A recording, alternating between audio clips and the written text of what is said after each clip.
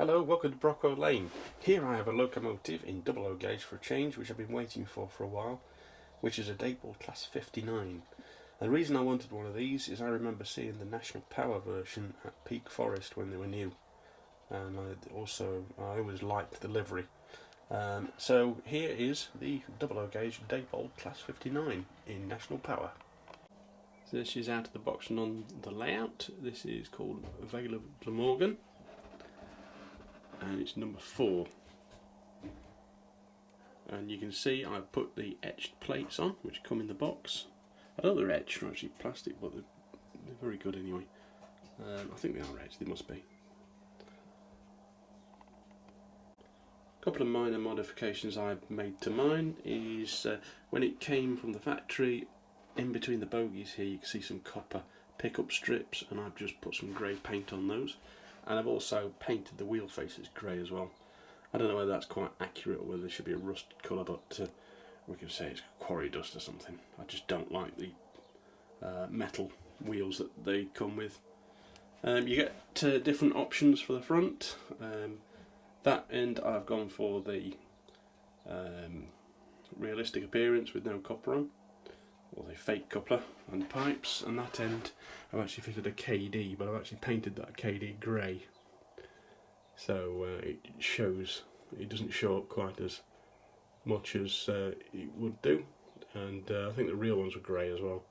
I've also painted the yellow ends a different shade because I thought they were a little bit too lemony colour, so I've used some precision paints warning panel yellow. And I've also weathered the grills a little bit, add some shading in there. Now there's only one thing I don't like about this engine, and I'll show you that now. It's got lovely rotating axle boxes which actually work, unlike the Hatton 66, which kept coming off. But there's the problem, the lights. Now I know the issue is because it's analogue, but the lights only tend to come on about scale 30 odd mile an hour, and then you get to this speed they do flicker, which is quite annoying.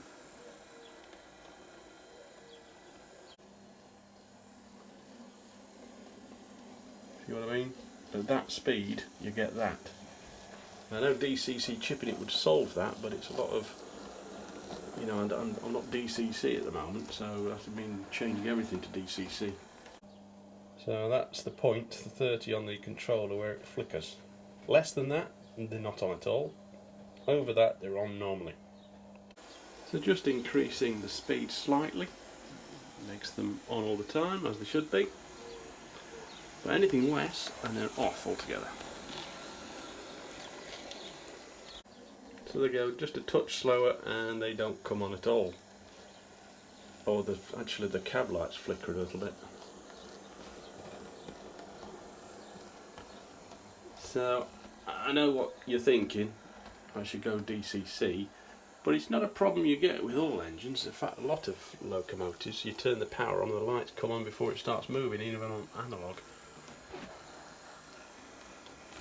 But anyway, it's just a little niggle. Otherwise, I like the model. It's a great model, and I can recommend them. Apart from that, and certainly if you're going DCC, you won't have that problem.